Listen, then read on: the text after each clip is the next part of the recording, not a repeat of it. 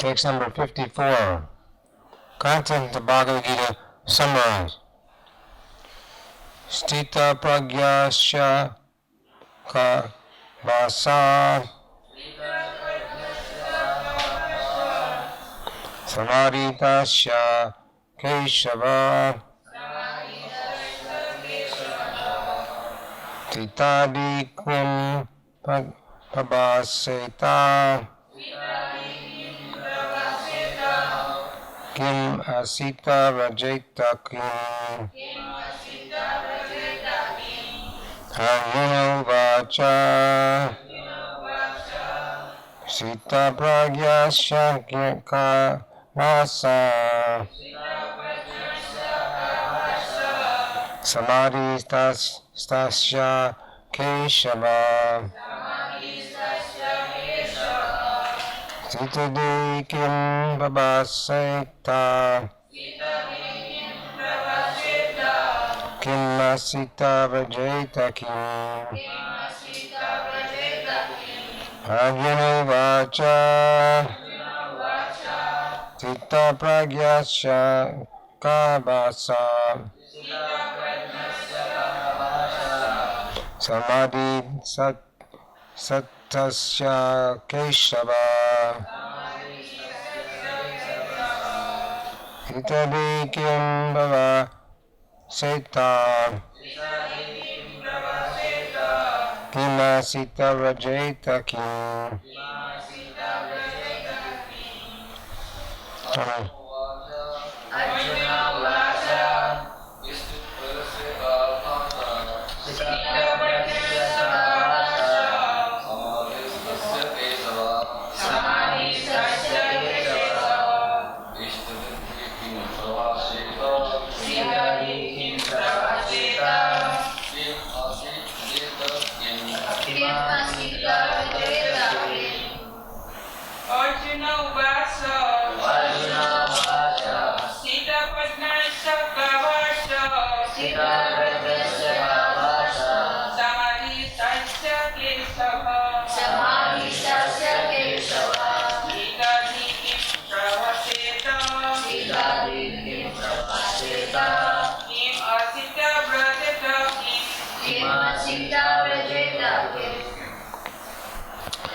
Word for word, Arjuna Vacha. Arjuna said, Tita Pragnasya, of one who is situated in fixed Krishna consciousness. Ka, what? Vasa, language. Samadhi Stitasya,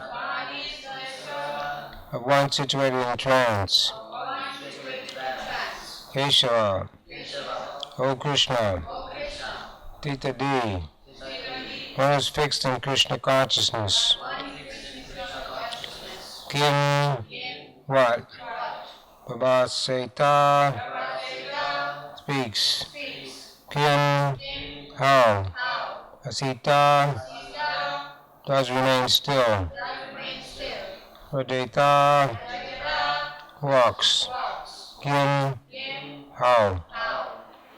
Translation and purport by His Divine Grace, A.C. Bhakti-Vedanta Swami Srila Prabhupada. Arjuna said, O Krishna, what are the symptoms of one whose consciousness is thus merged in transcendence? How does he speak? What is his language? How does he sit? And how does he walk? Purport. As there are symptoms for each and every man, in terms of his particular situation, similarly one who is Krishna conscious has his particular nature, talking, walking, thinking, feeling, etc. As a rich man has the symptoms by which he is known as a rich man, as a diseased man has the symptoms by which he is known as diseased, or as a learned man has the symptoms, so a man in transcendental consciousness of Krishna has specific symptoms in various dealings. One can know his specific symptoms from the Bhagavad-Gita. Most important is the man in Krishna consciousness is how the man in Krishna consciousness speaks. For the speech is the most important quality of a man. It is said that a fool is undiscovered as long as he does not speak. Certainly a well-dressed fool cannot be identified unless he speaks. But as soon as he speaks, he reveals himself at once. The immediate symptoms of a Krishna conscious man is that he speaks only of Krishna and of matters relating to him. Other symptoms then automatically follow, as stated below.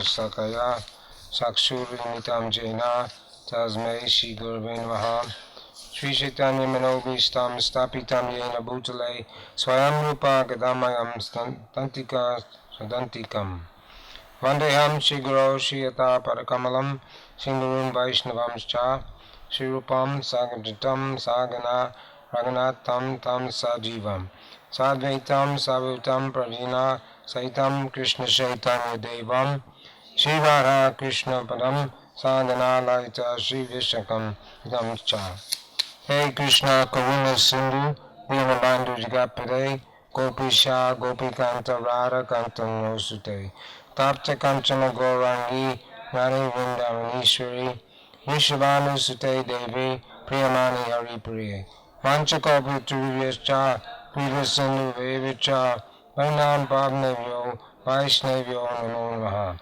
Shri Krishna Chaitanya Prabhu Nityananda Shri Advaita Gadadhar Shri Vasudeva Gaur Bhaktivinoda Hare Krishna Hare Krishna Krishna Hare Hare Hare Rama Rama Rama Hare Hare.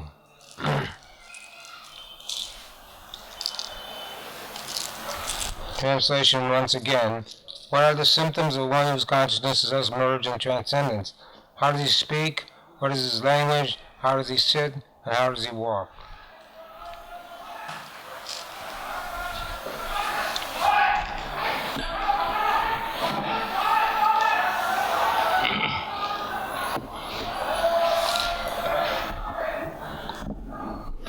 So this verse is a continuation from the previous verse, which says, when your mind is no longer disturbed by the foreign language of the Vedas, and becomes fixed in trance of self-realization, then you attain the divine consciousness. So Arjuna asked this question about how a man's in divine consciousness, how he speaks, what is his language, how does he sit, and how does he walk. So these questions are answered by Krishna from this verse 54 to the end of the chapter. And Krishna, Arjuna also asked this question again in the 14th chapter. Arjuna inquired, my dear Lord, by which symptoms is one known who is transcendental to the three modes? What is his behavior? How does he transcend the modes of nature? And Krishna replied, O son of Pandu, he who does not hate elimination, attachment, and delusion when they are present, or long for an end when they disappear, who is unwavering, undisturbed through all these reactions and material qualities, remain neutral, transcendental, knowing when the modes alone are acting, who is situated in self, and regards alike happiness and distress, looks upon a lump of earth, a stone, and a piece of gold, an equal eye, who is equal toward the desirable and undesirable, who is steady, situated well, equally well, in praise and blame, honor and dishonor, treats alike both friends and enemies, who has renounced all material activities, such a person is said transcended the laws of nature. So, there's two meanings to this verse. There's the external meaning, how does he sit, how does he walk, how does he speak, what is his language, and the internal meaning. Well, we come across this verse many times when we read Bhagavad-Gita, and it appears that Krishna doesn't answer these questions. exactly. He doesn't say that the self-realized person is, walks like this or sits like this. That's the external. But he gives the internal meaning, internal consciousness, which is described in verse 55, answers the first question, is how does he speak? The spirit personality got so Partha, when man gives a law of rise and desire for sense gratification, it rises from mental concoction, when his mind thus purified finds satisfaction in self alone, then is said to be in pure transcendental consciousness. And the next verse,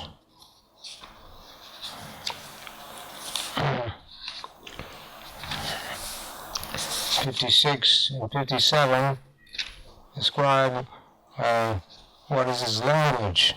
What is not disturbed in mind, one has the threefold miseries, who is elated when there is happiness, and is free from attachment, fear, and anger, is called a sage of steady mind. In the material world, one is unaffected by good and evil, he may obtain neither praising it nor despising it, firmly fixed in perfect knowledge.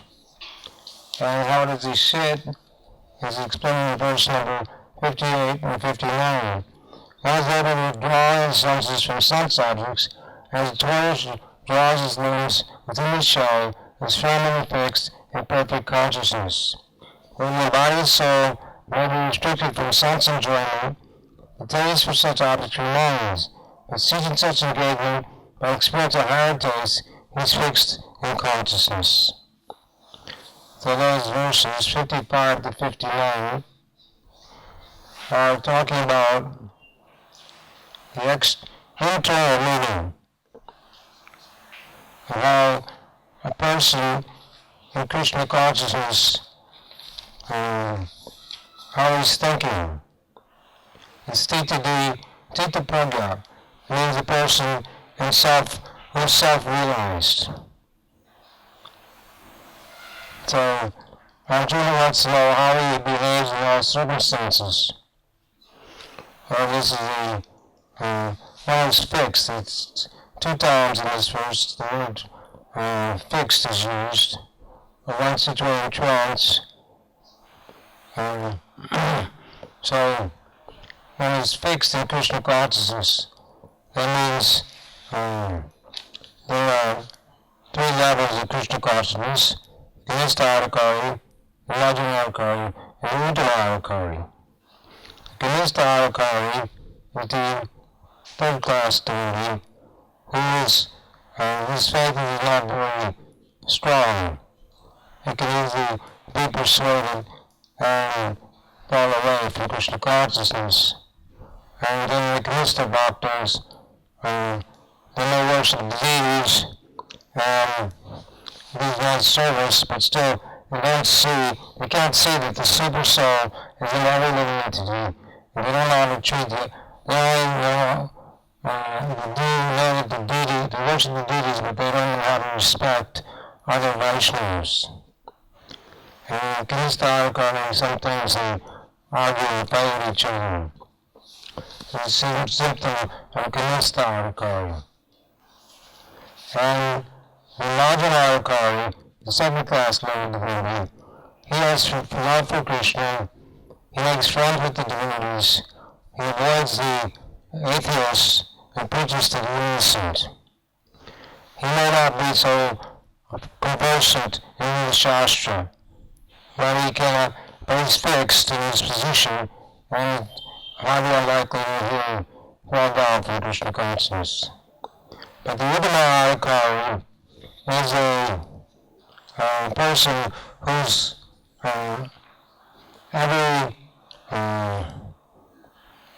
all of activities are in Krishna consciousness.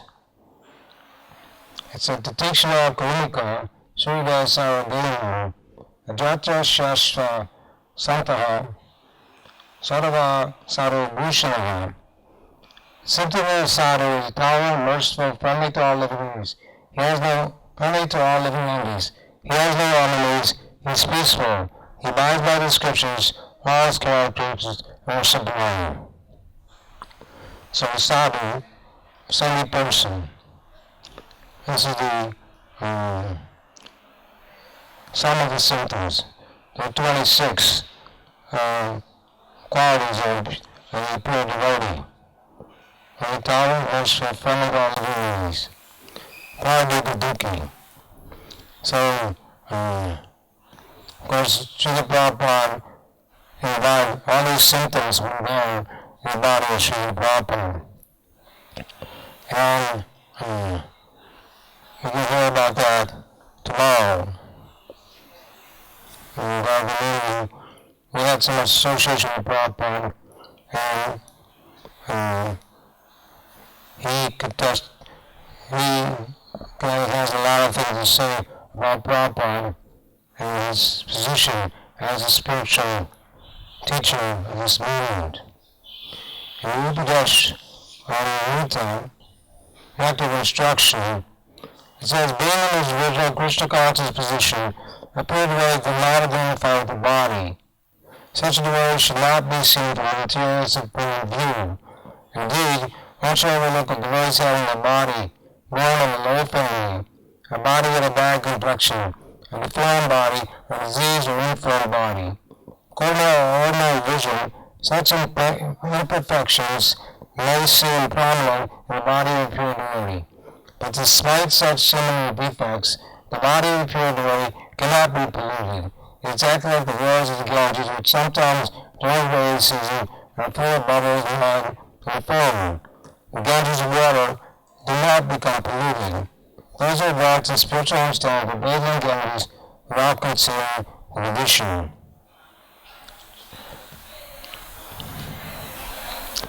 So it says here, indeed one should overlook the always having been born in a low family. So when Prabhupada went to America, he initiated so many people, gave them Brahma initiation. When Prabhupada came back to Vrindavan, he met with a lot of people who didn't appreciate what he had done. As they said, you can't make people from the West into Brahmins and Vaishnavas, because they're not born in a Brahmin family. And even to this day, people still have this mentality that say you have to be born in a Brahmin family to be a Brahmin, to be a Vaishnava.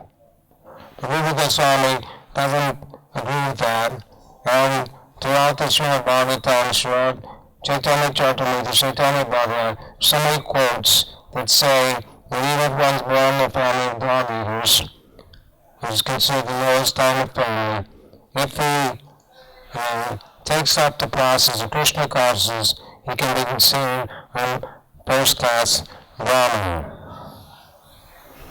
So Prabhupada didn't act against the Shastra.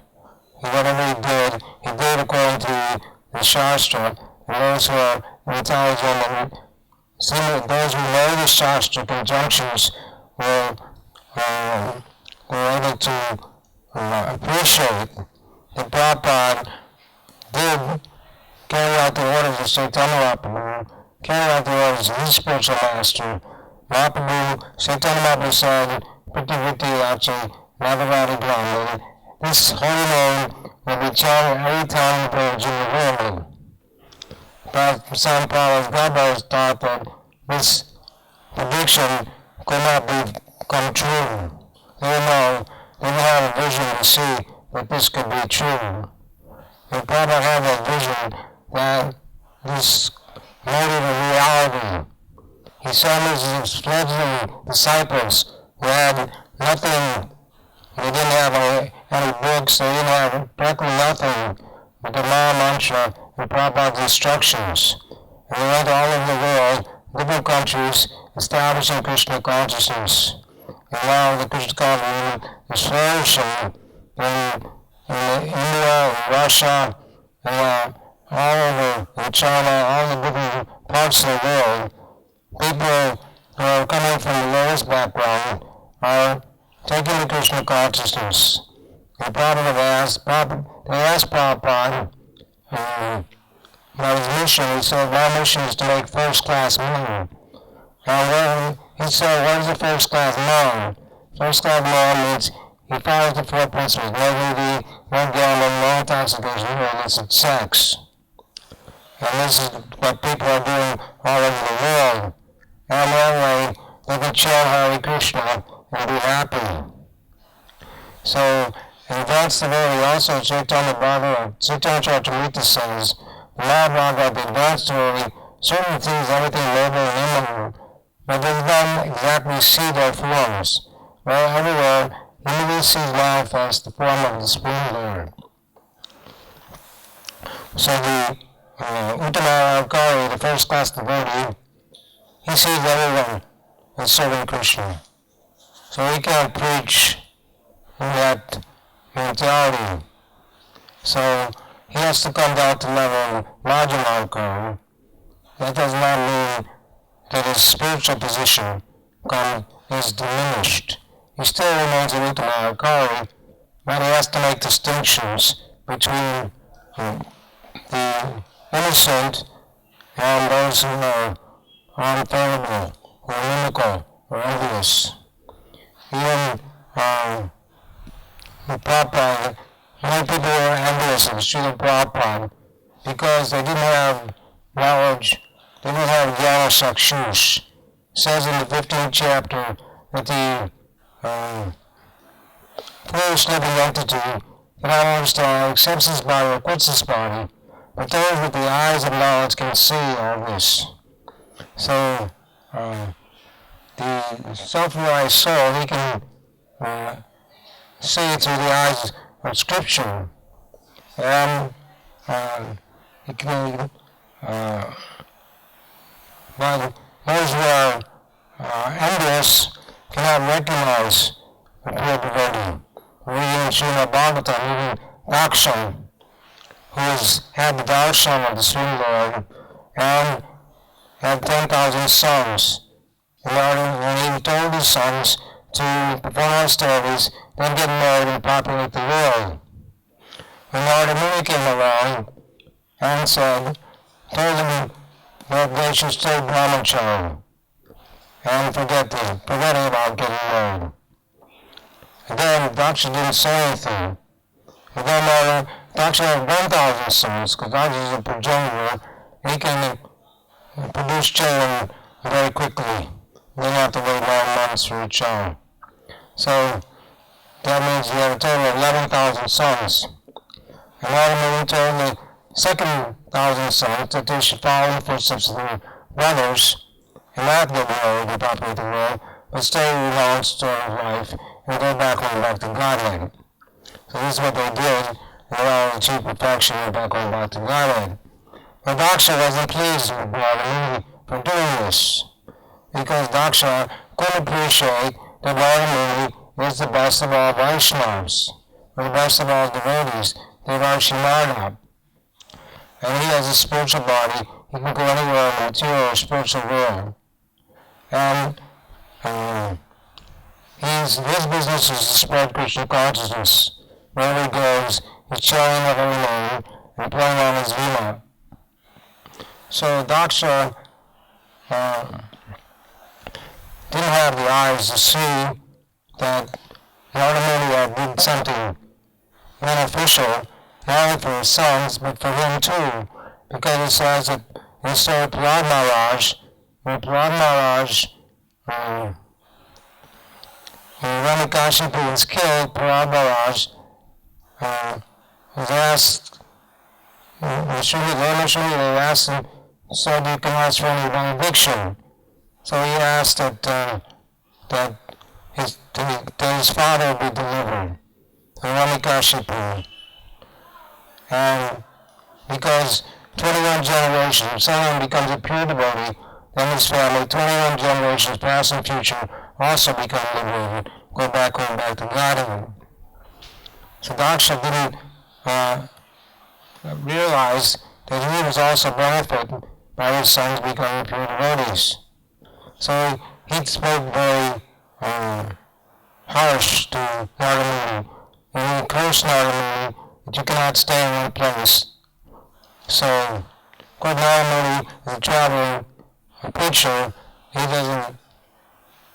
accepted the course, he doesn't mind. The devotee accepts everything as Krishna's arrangement, a little providence. So normally he says, yes sir, he accepted the course, he didn't try to counter, he has the power, he could have counteracted the course, but he didn't do so.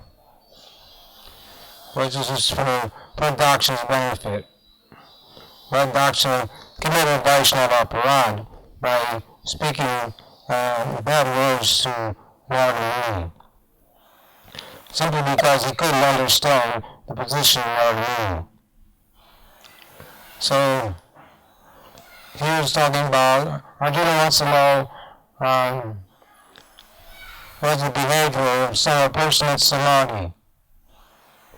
So a person is a samadhi, he's always detached, and fully satisfied, and fixed in Krishna consciousness. Fixed in Krishna consciousness means he can never fall down back into the material modes of material nature. And Srila Prabhupada, at the age of 70, he risked coming to America. At 7 years old, he took a boat, and 30 days boat ride, 35-day boat ride, which is very strenuous. He had 2 architects on the boat, but still, he wanted to follow the orders. He took the order of his spiritual master, Bhakti-yoga, as his life and soul.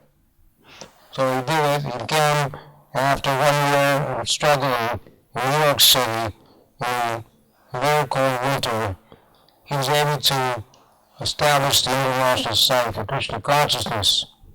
And that's when the movement began. And because Prabhupada endeavored this way, and was always Krishna conscious, then that's why we're sitting there today. And the mercy of Srila Prabhupada.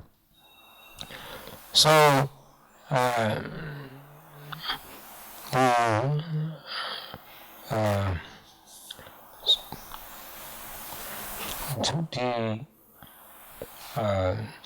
true devotee may not always be recognized externally. One time, Kunda, who's the social Lord Chaitanya, told Radha Pandit, said we should go, well, there's one saintly person we should meet. His name is Pundarik Vidyamuni. So they went to see Pundarik Vidyamuni, and when Radha Pandit saw him, he was like a materialistic person. He had all the facilities for enjoying, nice clothes and nice hair and spittoons and silk bed sheets and all these. So Radha Pandit in his mind was thinking, how can this person be a pure devotee? But then they quoted one verse from Srimad Bhagavatam about how Krishna delivered the witch Putana. And when Pundarik Vidyamuni heard this verse, he went into ecstasy. And so much so that he practically destroyed everything in his house. And exhibited all the symptoms of Mahabharata, or the highest form of ecstasy, of pure bhakti. So then Radha Pandit could understand that this was actually the pure devotee. And he offended him, so later he took initiation from him and begged forgiveness. And same way, Bhaktisiddhanta went to Radha Kund riding in a Rolls-Royce car wearing a 3-piece suit, making him look like an ordinary man. And we know he wasn't an ordinary man, he was always fixed in Krishna consciousness. So sometimes devotees may act in a contrary way, and ordinary people may not understand that their actual position. Even Lord Nityananda, sometimes he acts in a contrary way, and people can't understand him. And Lord Chaitanya said to Sridhar Thakur, why are you keeping this bad man in your house? friend to Lord Nityananda. And Srivas Thakur said, if we associate with a low-class woman, or we find them in a liquor shop, but still, we'll never give up the association with Lord Nityananda. So even Lord Nityananda, sometimes he acted like a child, sometimes he took off his clothes. The wife of Srivas Thakur had to feed him, because he was in the mood of a coward boy. But still, he was the brother-in-law of Lord Chaitanya, the brother-in-law of Krishna, he was the Balaram, none different from Balaram, and he's always on the spiritual platform. But someone may act in the contrary way, so people may become envious. Srila Prabhupada, they often gave him a big car to pick him up when he came to the temples. And the materialist people would say, why are you riding in a big car? It would be envious. And Prabhupada said, well, what is this car? It's just steel and aluminum. It's not such a nice thing. I should have a gold car. Or else, in Africa, they told Prabhupada we'd get the best car for you in the best hotel. Prabhupada said, just pick me up in the temple car and I'll stay in the temple. The Prabhupada wasn't so much concerned about the car. He wasn't affected. It was a good car or a bad car. As long as he worked and did the job. And Vrindavan Krishna Sunday, he could go around the day. So we can utilize everything for the service of Krishna. When in Australia, in the early days, they arranged for programs for people to speak at the university there, and they made these Vyasa songs which look like something from the court of India, or it looked like a spaceship or something really hard to imagine. And Prabhupada sat on it for 2 times, and the people were envious, and they were screaming at Prabhupada and making trouble for the devotees. So after that, Prabhupada never sang the Vyasa song in public, because people were envious. And Prabhupada was talking about the reporter who was sitting in a chair next to this Vyasa song. The reporter asked him, why you were sitting in a chair, why aren't you sitting in that seat? He said, if I was sitting in that seat, you would be envious of me. So this is the way materialistic people, they can't understand or appreciate the characteristics of a pure devotee. But those who are pure are live in the mode of goodness. Because most people in the mode of passion and ignorance, they can't understand anything about Krishna consciousness or pure devotee or how to respect the devotee. So Srila Prabhupada, he exemplified all the qualities of a pure devotee. And even despite opposition, many times there was opposition, but what can you do? As in the material world, there's always friends and enemies, happiness, joy, pain, and pleasure. And so people were envious of Prabhupada, and because they didn't understand his position, his spiritual position. They only saw him as an ordinary man.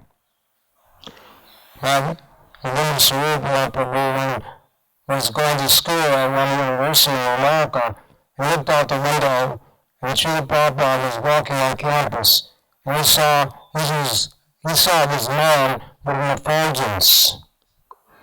So, something we've never seen before. And other people will also testify to this fact that Prabhupada had an effulgence. And this was because of his spiritual, he had so much spiritual power, spiritual strength. And you can understand that Prabhupada was not an ordinary man when he became a devotee. So the 26 qualities of a devotee are there. And one of the qualities is the devotee is truthful, and he speaks straightforward. So Prabhupada also had many interviews, many walks, many conversations. and he'd always speak Krishna conscious philosophy, and no material scientists, no material scholars could ever defeat Prabhupada. Prabhupada was speaking to scholars in the garden of the LA temple, and he said, "You're saying Krishna is God. You say you don't know who is God. So we're saying, why don't you take it? Why don't you accept this fact?"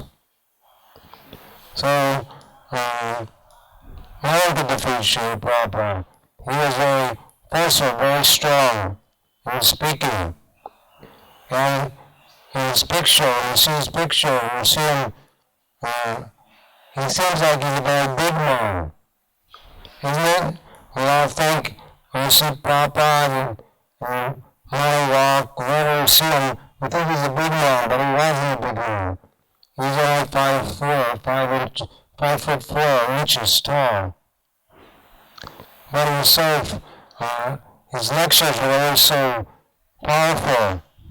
And Bhagavad always says that when they went on the morning walk, Prabhupada would walk so fast that his disciple, he was 75 years old, the disciple was 25 years old, they couldn't keep up with him. They were exhausted by the end of the morning walk. And Srila Prabhupada just went on the morning walk, the darshan, his good class, like every day, the normal thing. So definitely, Srila Prabhupada, the power says, Krishna Vina Shakti. That's when they're powered by Krishna, one can't not spread Krishna consciousness.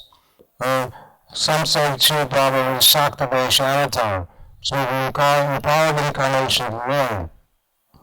Like Pitu Maharaj, or the four Kumaras, or Parasuram, they're Shakta Vaisha Avatars. They're empowered by the Lord to perform special activities.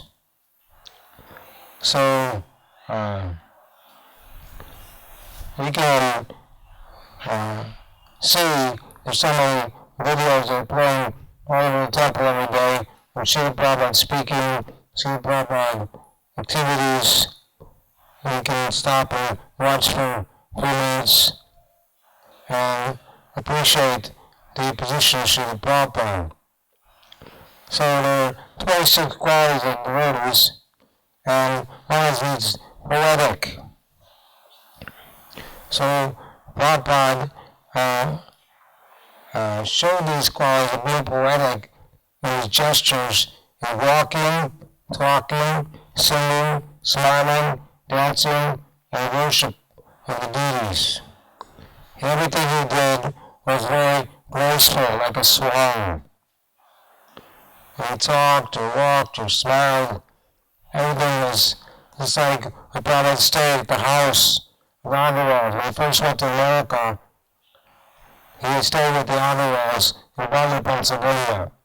So when he interviewed Mrs. Agarwal, she said that Prabhupada was oceanic, which means, especially when her first child, her child started to walk, Prabhupada laughed and laughed. He said his laughing was oceanic. And she never seen such a person like that. And she was totally impressed by Prabhupada's personality. And there were normal Americans, they ate meat, they smoked cigarettes, and they didn't follow any principles. But Prabhupada tolerated all their, but they didn't smoke in front of Srila Prabhupada, they didn't smoke cigarettes, but they kept meat in the refrigerator. But Prabhupada would say, think nothing of it. We only stayed there for a short time, but they were very impressed by the behavior of a pure devotee. Prabhupada went to America dressed as a sannyasi. Other people told him, when you go to America, you have to wear pants, shirt, and tie, eat with knife and fork and spoon. But Prabhupada said, no, I'm not going there to learn from them how to be a materialistic person. I'm going there to teach them how to become Krishna conscious. So when Prabhupada was asked what his mission was, he said his mission was to teach people how to become Krishna conscious, or how to become God conscious, or how to love God. So Prabhupada wasn't compromising in any way. He said, so he appearance in America, no one knew anything about a Vaishnava or a sannyasi. But Prabhupada still went there and was able to establish Krishna consciousness. So another quality of a pure devotee is he controls the bad qualities, which are lust, anger, greed, illusion, madness, envy. But these things were absent in the body, in the mentality, in the life of Srila Prabhupada. But these things are prominent. Those in the moral passion and ignorance, lust, anger, greed, especially 3 gates to hell. These are madness, envy. These qualities are for those who have the lower modes, passion and ignorance. But Srila Prabhupada was in Shuddha Sattva, pure goodness. So therefore, he had full control of all these things. He was not affected. So in this way, the pure devotee acts in so many ways, does so many things, and is the Shastra conjunction that the sannyasi or someone who belongs to Krishna consciousness comes to your house, that you should wash his feet. Because the prayer day, Shivarupa Charuna Padma, the lotus feet of the spiritual master, is all very attending preparation service. So the feet of the guru, spiritual master, the best from the spiritual master, and food remnants, these are very valuable substances for the Vaishnava. And Prahlad Maharaj, Prithu Maharaj, and King Rahugana, they all said that you should take the dust from the lotus feet of Bhuvaneshwar and smear all over your body. That means we should take their instructions and follow them very strictly. And Srila Prabhupada, he followed the instructions of the spiritual master, who told him if you only get money to print books. Because at that time, they had gotten a temple in Calcutta, and it was made of marble, and the disciples of Bhaktisiddhanta were fighting over who would have that room. So Bhaktisiddhanta told Prabhupada, better to print books, sell the marble, and print books. So Prabhupada, when he went to America, he had 3 trunks of books of the Srimad Bhagavatam, which he managed to translate and print in India. And then gradually he started printing books. So Nectar Devotion, Srimad Bhagavatam, Chaitanya Charitamrita, all these books were given by Srila Prabhupada to educate the general mass of people. And they put the books in all the libraries and colleges and universities. Prabhupada was very pleased with this activity, the library parties. We went all over, putting the books, making the books available for the people in this modern society. We call it the misguided society. A society where people think that sense gratification is the only business, or only business, and there's no other business. But the animal, eating, sleeping, mating, defending, this is the activity of animals. And human beings are distinct from animals, because human beings have intelligence to discriminate between right and wrong. So, but animals cannot. So we have free will. We can decide which way we want to go. We're going to live a materialistic way of life, and never be happy, never be satisfied. We're going to take the Krishna consciousness and live peacefully and happily, with simply living high thinking, and try to make our life successful and not take birth again in the material world. So everyone has that choice. So asked Srila Prabhupada, what would happen if everybody in the world would become Krishna conscious? And Prabhupada said the whole world would be happy and peaceful. Well, of course, this is not possible to make everyone in the world Krishna conscious because there's so many people, the monologue nature, scientists, Maya predicted land, all kinds of people that never surrendered to Krishna, have given the Bhagavad-Gita. And the scientists, they are very proud. And here it's talking about how a man speaks. Prabhupada says the symptoms. If you need something in the Krishna man is that he speaks only of Krishna and matters relating to him. Other symptoms do not follow as stated. So this is very important. That's a very good that we should control our tongue. Sarva Vijayā chant this prayer every day. The tongue is most ferocious and difficult to control. So two activities of the tongue. One is tasting and one is speaking. So the devotees in Krishna consciousness should only honor Krishna prasadam. The food is being offered to Krishna. You should not eat anything else. If you eat food cooked by non-devotees, then your mind becomes wicked. It will have a negative effect. You have to take their karma. If you eat food grains, especially grains cooked by non-devotees. So the devotees should be very careful. Only eat Krishna prasadam.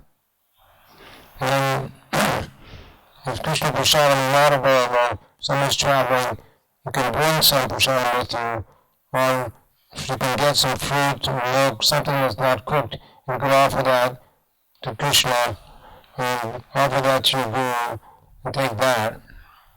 But in all cases, we should not eat food on the airplane, we should not eat food in non-devoted restaurants, and we should not eat food in hotels, because this will be detrimental to our spiritual life. It will cause us consciousness, and will cause our consciousness to become contaminated. So, and the devotee speaking, everyone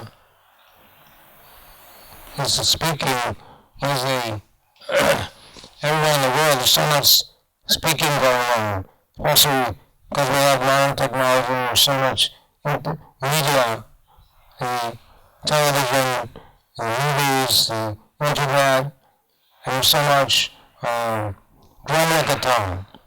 Brahmakatam told Raghunath Swami was put in the care of Sri Damodar. Now, he also inquired from Lord Chaitanya how he continued the perfection of life. So Lord Chaitanya told him three things. Don't dress very openly, don't eat bad food, and don't hear this village talk, Brahmakatam. So, we should not hear what people have to say if it's not related to Krishna. And we should not speak anything if it's not related to Krishna, or Krishna's service. This way, it can always be fixed. 24 hours a day, you should hear, chant, remember, one four quiet pastimes of the Lord. So this is also the injunction of Shastra, which one should always think of Krishna and never forget him. Not matter what we're saying, but during the day, throughout the day, we should always think of Krishna. We can think of the deities, we can think of the pastimes of Krishna, by reading Krishna book, by reading Srimad Bhagavatam, and we have so much facility for hearing about Krishna.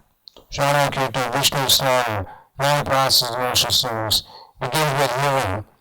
Hearing was given Maharaj Pariksha. He was the exemplified of how a person can become detached from the material world.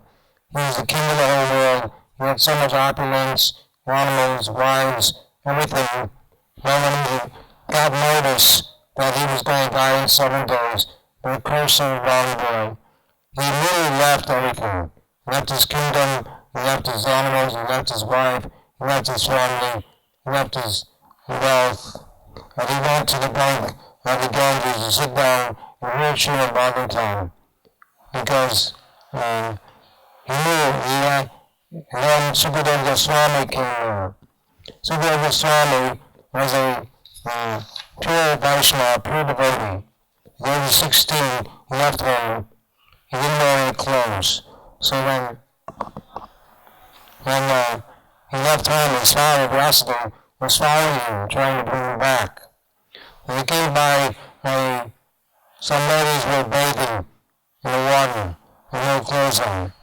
So when Sukadeva Goswami walked by, they didn't do anything because they knew that Sukadeva Goswami didn't make distinctions between male and female. He saw everyone in the spirit soul. But when Vyasadeva, his father, came by, they immediately covered themselves. And although he was also pure devotee, but he was still in the Grihastha ashram. So it was different. So they could recognize Sukadeva Goswami as being a pure Vaishnava. So here it says that you can recognize someone or understand something by the symptoms. It's like when you cook a pot of rice, you check one grain, and you understand the whole pot is cooked properly.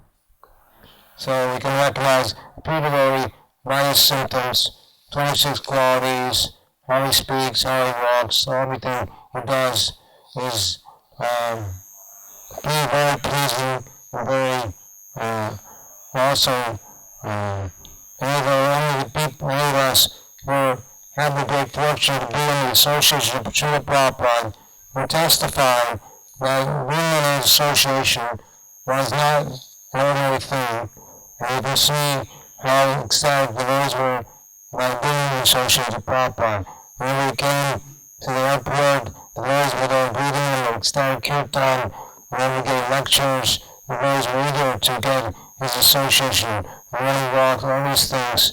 People, those who have Prabhupada's association will testify that Prabhupada was certainly in the transcendental consciousness and was not in this world.